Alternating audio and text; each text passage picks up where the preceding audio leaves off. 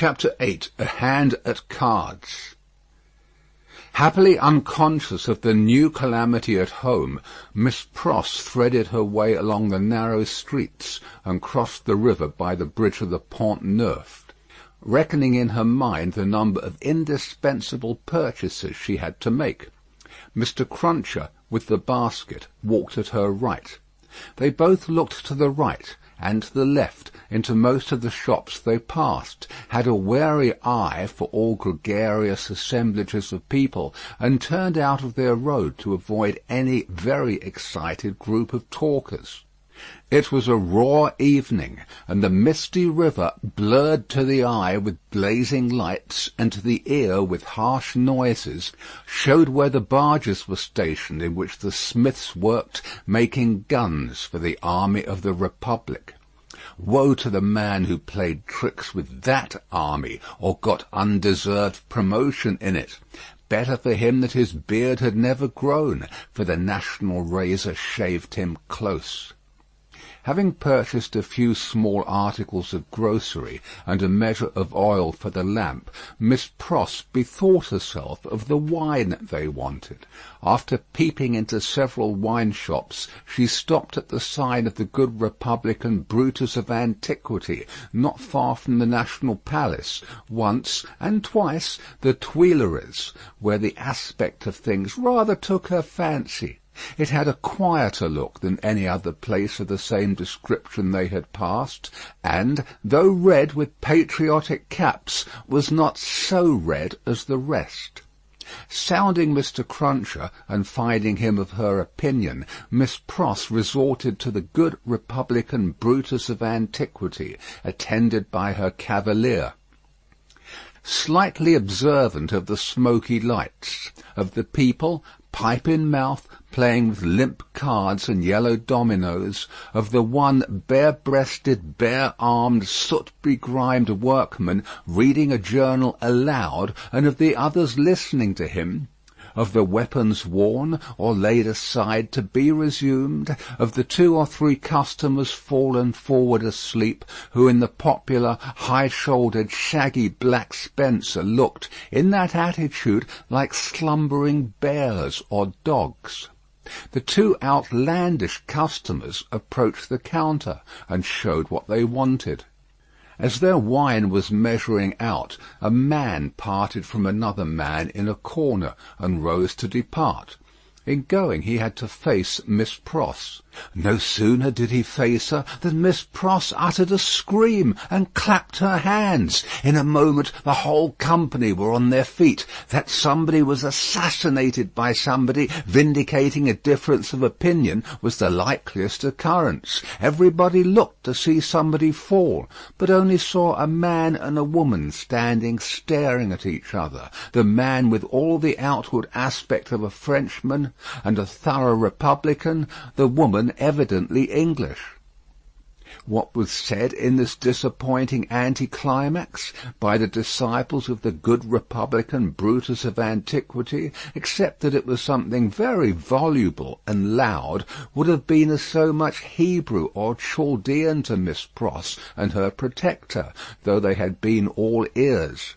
But they had no ears for anything in their surprise, for it must be recorded that not only was Miss Pross lost in amazement and agitation, but Mr. Cruncher, though it seemed on his own separate and individual account, was in a state of the greatest wonder. "What is the matter?" said the man who had caused Miss Pross to scream, speaking in a vexed, abrupt voice, though in a low tone, and in English. "Oh, Solomon, dear Solomon!"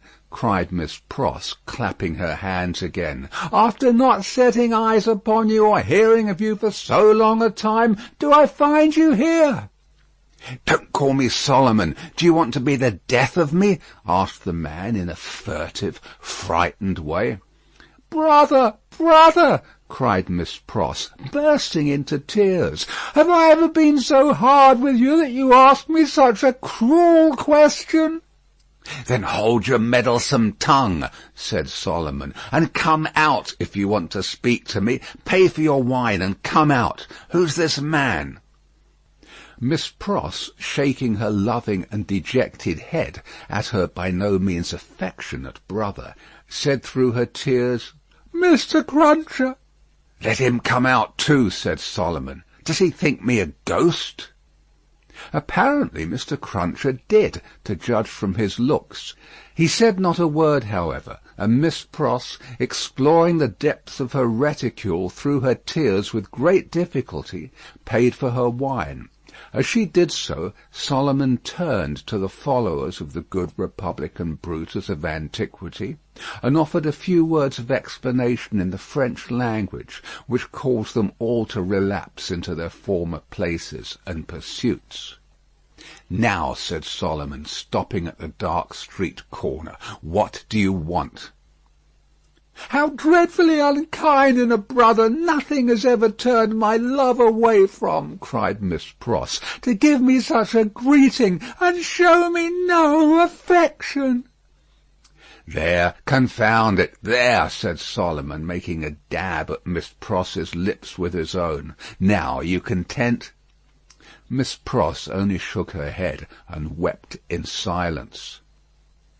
"If you expect me to be surprised," said her brother Solomon, "I am not surprised. I knew you were here. I know of most people who are here. If you really don't want to endanger my existence, which I half believe you do, go your ways as soon as possible, and let me go mine. I am busy. I am an official." "My English brother Solomon," mourned Miss Pross, casting up her tear-fraught eyes, "that had the makings in him of one of the best and greatest of men in his native country, an official among foreigners, and such foreigners! I would almost sooner have seen the dear boy lying in his—" "I said so," cried her brother, interrupting. "I knew it. You want to be the death of me. I shall be rendered suspected by my own sister, just as I am getting on." "The gracious and merciful heavens forbid!" cried Miss Pross. "Far rather would I never see you again, dear Solomon, though I have ever loved you truly and ever shall. Say but one affectionate word to me, and tell me there is nothing angry or estranged between us, and I will detain you no longer." Good Miss Pross, as if the estrangement between them had come of any culpability of hers, as if Mr. Lorry had not known it for a fact, years ago, in the quiet corner in Soho, that this precious brother had spent her money and left her. He was saying the affectionate word, however, with a far more grudging condescension and patronage than he could have shown if their relative merits and positions had been reversed, which is invariably the case all the world over, when Mr. Cruncher, touching him on the shoulder, hoarsely and unexpectedly interposed with the following singular question: "I say, might I ask the favour as to whether your name is John Solomon or Solomon John?" The official turned towards him with sudden distrust. He had not previously uttered a word. "Come," said Mr. Cruncher, "speak out, you know," which, by the way, was more than he could do himself. "John Solomon or Solomon John? She calls you Solomon, and she must know, being your sister, and I know you're John, you know. Which of the two goes first? And regarding that name of Pross, likewise. That weren't your name over the water." "What do you mean?" "Well, I don't know all I mean, for I can't call to mind what your name was over the water." "No?" "No, but I'll swear it was a name of 2 syllables. "Indeed?" "Yes. T'other ones was 1 syllable. I know you. You was a spy, witness at the Bailey." "What in the name of the father of lies, own father to yourself, was you called at that time?" "Barsad," said another voice, striking in. "That's the name for £1,000," cried Jerry. The speaker who struck in was Sidney Carton. He had his hands behind him under the skirts of his riding-coat, and he stood at Mr. Cruncher's elbow as negligently as he might have stood at the Old Bailey itself. "Don't be alarmed, my dear Miss Pross. I arrived at Mr. Lorry's, to his surprise, yesterday evening. We agreed that I would not present myself elsewhere until all was well, or unless I could be useful. I present myself here to beg a little talk with your brother. I wish you had a better employed brother than Mr. Barsad. I wish for your sake Mr. Barsad was not a sheep of the prisons." Sheep was a cant word of the time for a spy. Under the jailers, the spy, who was pale, turned paler, and asked him how he dared. "I'll tell you," said Sidney. "I lighted on you, Mr. Barsad, coming out of the prison of the Conciergerie, while I was contemplating the walls an hour or more ago. You have a face to be remembered, and I remember faces well, made curious by seeing you in that connection, and having a reason, to which you are no stranger, for associating you with the misfortunes of a friend now very unfortunate. I walked in your direction. I walked into the wine-shop here, close after you, and sat near you. I had no difficulty in deducing from your unreserved conversation, and the rumour openly going about among your admirers, the nature of your calling. And, gradually, what I had done at random seemed to shape itself into a purpose, Mr. Barsad." "What purpose?" the spy asked.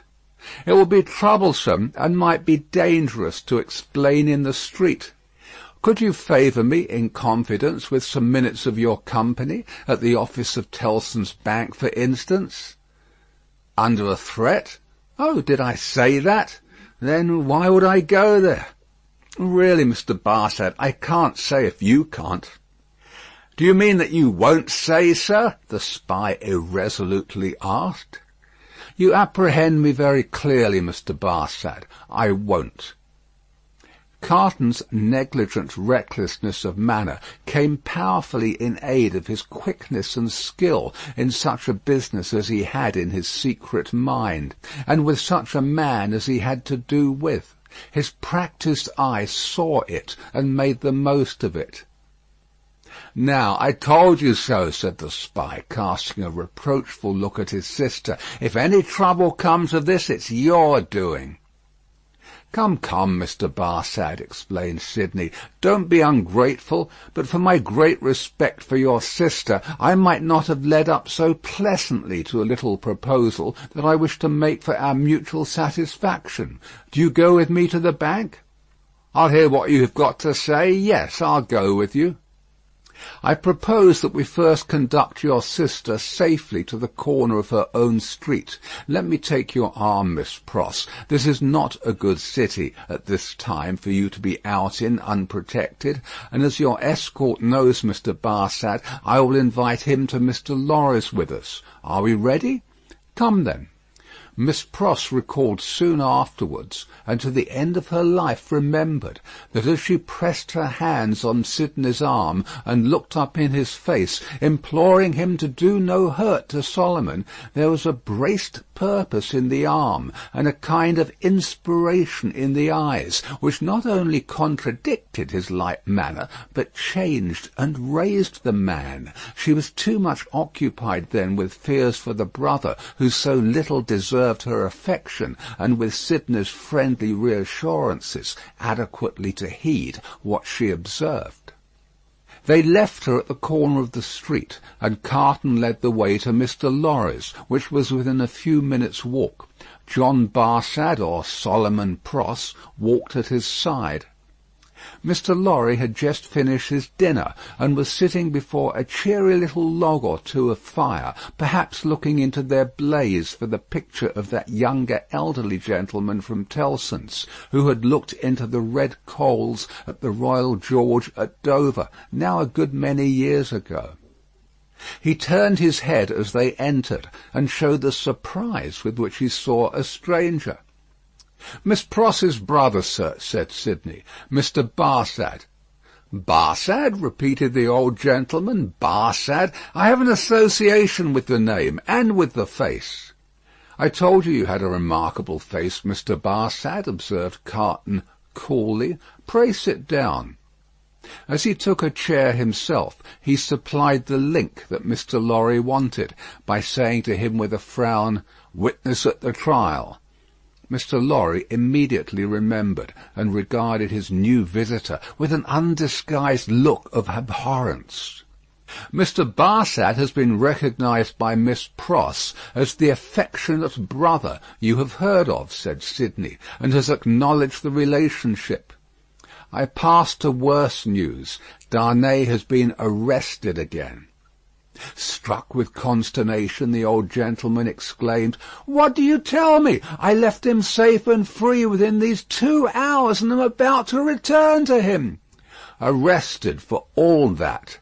When was it done, Mr. Barsad?" "Just now, if at all."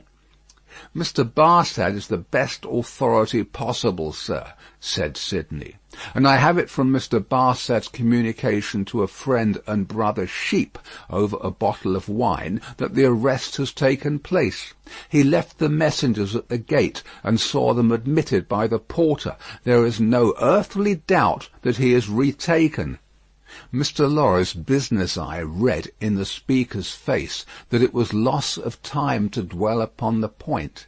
Confused, but sensible that something might depend on his presence of mind, he commanded himself, and was silently attentive.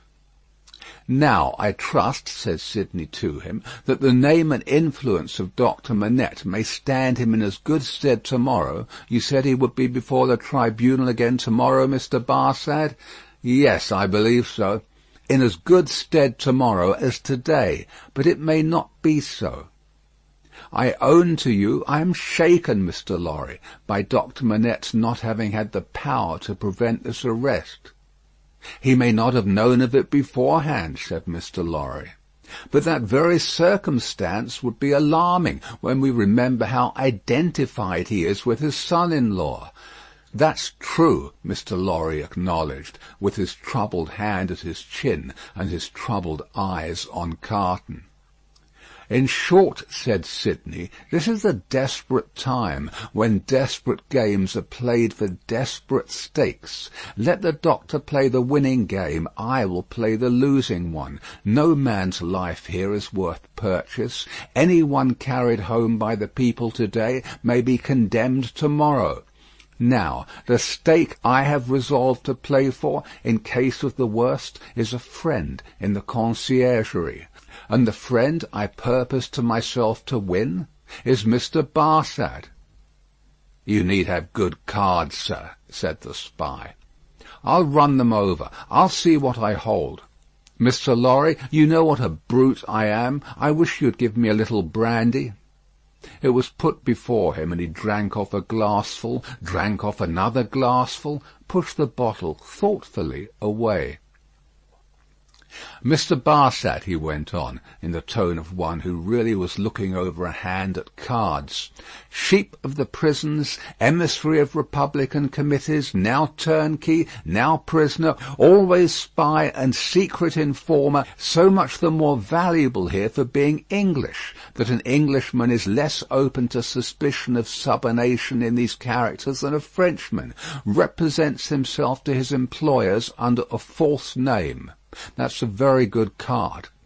Mr. Barsad, now in the employ of the Republican French government, was formerly in the employ of the aristocratic English government, the enemy of France and freedom. That's an excellent card.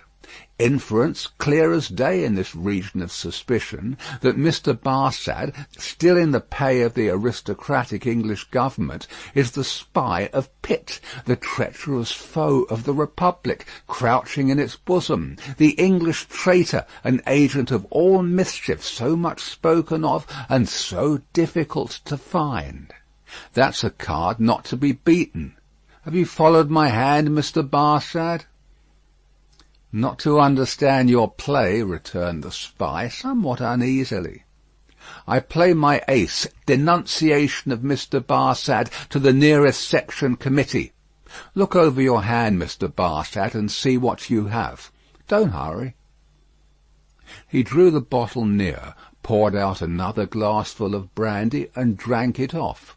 He saw that the spy was fearful of his drinking himself into a fit state for the immediate denunciation of him. Seeing it, he poured out and drank another glassful. "Look over your hand carefully, Mr. Barsad. Take time." It was a poorer hand than he suspected. Mr. Barsad saw losing cards in it that Sidney Carton knew nothing of. Thrown out of his honourable employment in England through too much unsuccessful hard swearing there, not because he was not wanted there. Our English reasons for vaunting our superiority to secrecy and spies are of very modern date. He knew that he had crossed the Channel and accepted service in France, first as a tempter and an eavesdropper among his own countrymen there, gradually as a tempter and an eavesdropper among the natives. He knew that under the overthrown government he had been a spy upon Saint Antoine and Defarge's wine shop, had received from the watchful police such heads of information concerning Dr. Manette's imprisonment, release, and history, as should serve him for an introduction to familiar conversation with the Defarges, and tried them on Madame Defarge, and had broken down with them signally. He always remembered with fear and trembling that terrible woman had knitted when he talked with her, and had looked ominously at him as her fingers moved.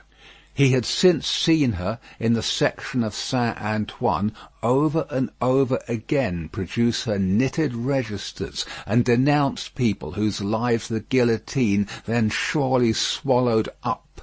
He knew, as every one employed as he was did, that he was never safe, that flight was impossible, that he was tied fast under the shadow of the axe, and that in spite of his utmost tergiversation and treachery in furtherance of the reigning terror, a word might bring it down upon him.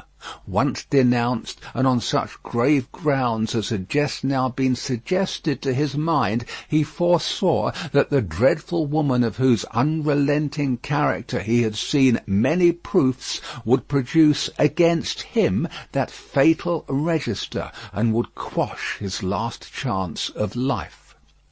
Besides that all secret men are men soon terrified, here was surely cards enough of one black suit to justify the holder in growing rather livid as he turned them over. "You scarcely seem to like your hand," said Sidney, with the greatest composure. "Do you play?" "I think, sir," said the spy, in the meanest manner, as he turned to Mr. Lorry, "I may appeal to a gentleman of your years and benevolence to put it to this other gentleman, so much your junior, whether he can under any circumstances reconcile it to his station to play that ace of which he has spoken. I admit that I am a spy, and that it is considered a discreditable station, though it must be filled by somebody. But this gentleman is no spy, and why should he so demean himself as to make himself one?" "I play my ace, Mr. Barsad," said Carton, taking the answer on himself, and looking at his watch, "without any scruple, in a very few minutes." "I should have hoped, gentlemen both," said the spy, always striving to hook Mr. Lorry into the discussion, "that your respect for my sister—" "I could not better testify my respect for your sister than by finally relieving her of her brother," said Sidney Carton. "You think not, sir?" "I have thoroughly made up my mind about it." The smooth manner of the spy, curiously in dissonance with his ostentatiously rough dress, and probably with his usual demeanour, received such a check from the inscrutability of Carton, who was a mystery to wiser and honester men than he, that it faltered here and failed him. While he was at a loss, Carton said, resuming his former air of contemplating cards, And indeed, now I think again, I have a strong impression that I have another good card here, not yet enumerated. That friend and fellow Sheep, who spoke of himself as pasturing in the country prisons, who was he? French. You don't know him, said the spy, quickly. French, eh? Repeated Carton, musing and not appearing to notice him at all, though he echoed his word. Well, he may be. Is, I assure you, said the spy, though it's not important. Though it's not important, repeated Carton in the same mechanical way. Though it's not important, no, it's not important, no. Yet I know the face. I think not, I'm sure not. It can't be, said the spy. It can't be, muttered Sidney Carton retrospectively, and idling his glass, which fortunately was a small one, again. Can't be. Spoke good French, yet like a foreigner, I thought. Provincial, said the spy. No, foreign, cried Carton, striking his open hand on the table as a light broke clearly on his mind. Cly, disguised, but the same man. We had that man before us at the Old Bailey. Now, there you are hasty, sir, said Barsad, with a smile that gave his aquiline nose an extra inclination to one side. There you really give me an advantage over you. Cly, who I will unreservedly admit at this distance of time was a partner of mine, has been dead several years. I attended him in his last illness. He was buried in London, at the church of St. Pancras in the Fields. His unpopularity with the blackguard multitude at the moment prevented my following his remains, but I helped to lay him in his coffin. Here Mr. Lorry became aware, from where he sat, of a most remarkable goblin shadow on the wall. Tracing it to its source, he discovered it to be caused by the sudden, extraordinary rising and stiffening of all the risen and stiff hair on Mr. Cruncher's head.